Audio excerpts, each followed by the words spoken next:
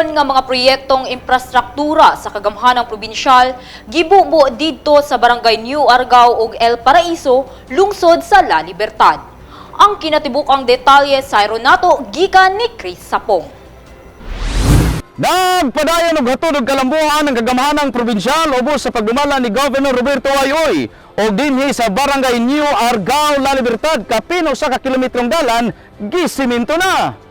Minilyon nga mga proyekto ang gibubo karon sa kagamhanang probinsyal ilawom sa pagdumala ni Governor Roberto Ayoy ngadto sa Barangay New Argao ug El Paraiso, lungsod sa La Libertad. Balor 7,468,000 nga pagsiminto sa usa ka gatos 294 metros nga dalan ang naangkon sa Barangay New Argao, Purok 1 ug Purok 2 road section. Niini mipadayag sa iyang gibati nga dakong kalipay ang pagpasalamat sa Barangay Chairman Alejandra Cabilio sa maong barangay kay sumala niya nga katumanan kini sa damgo nga mahayahay na ang pag-agi sa ilang agyanan.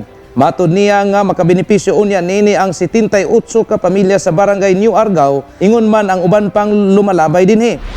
Og ingon man sab dako nako pasalamat kang Gobernador Roberto Oy nga siya nigihatagan na gyud niya o katumanan sa amuang damdom ng among karsada iyan na gyud na simento. Sa akong pagpaningkamot o balik-balik didto, nagpasalamat gyud ko sa Ginoo kay gitubag gyud ni Gobernador Roberto Oy ang akong gipangandoy. Og dako niya ko kasalamat labi po di Mayor nga siya mag-uban-uban po usahin ako dito sa Kapitolyo, isakay minisi ang sakyanan. Samtang lakip sab nga gisimento karon sa mga personay sa Provincial Engineering Office ang 363 metros nga dalan konektar sa spillway sa Barangay El Paraiso ug sa CMGP Road Concreting Project. Paspas sab ang pagtukod sa usa ka gatos 78 metros nga riverbank protection sa Barangay El Paraiso nga mibalor og 7,588,000 diin kini proyekto gihapon sa kagamhanang probinsyal. Kahibaluan nga nahuman na ang 46 milyones nga 2.38 kilometros nga road concreting project gikan sa CMGP sa Barangay Santa Catalina hangtod sa Barangay El Paraiso ug nahuman na sab ang 9.9 milyones nga usa ka gatos metros spillway sa Barangay El Paraiso nga proyekto sa kagamhanang probinsyal. Gipamahayag ni Vice Mayor Alvin Zamora nga malipayon ang katawhan sa La Libertad nga nagsudong sa mga proyekto gikan sa probinsyal nga kagamhanan.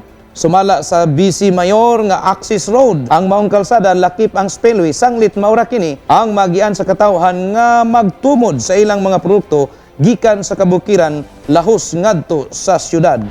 Dakong kalipay sa atong mga katawhan dili lamang sa atong lungsod kundi sa palibot ng mga kabarangayan nga sakop sa lungsod sa Concepcion, Misamis Occidental, lahos ngadto sa lungsod sa Mupia, sakop sa ato ang probinsya. O tungod niini ato usab nga pasalamatan ang mga gawa sa atong gobernador, ang tanan nga nagahago aron kining tanan matuman nga maugyoy gi pangandoy sa atong mga katawhan. O nga kining dalana maura gyud kini agianan nga maagian sa atong mga katawhan nga magtumod og mga produkto gikan sa kabukiran paingon sa atong lungsod lahos ngadto sa atong syudad. Gikan dinhi sa Barangay New Argao, La Libertad, Chris Sapong, alang sa Zamboanga del Norte Provincial News Network, ang dapig sa kamaturan, duyog sa kalambuan. Magpabiling updated sa mga pinakaulahing kalambuan ning atong probinsya.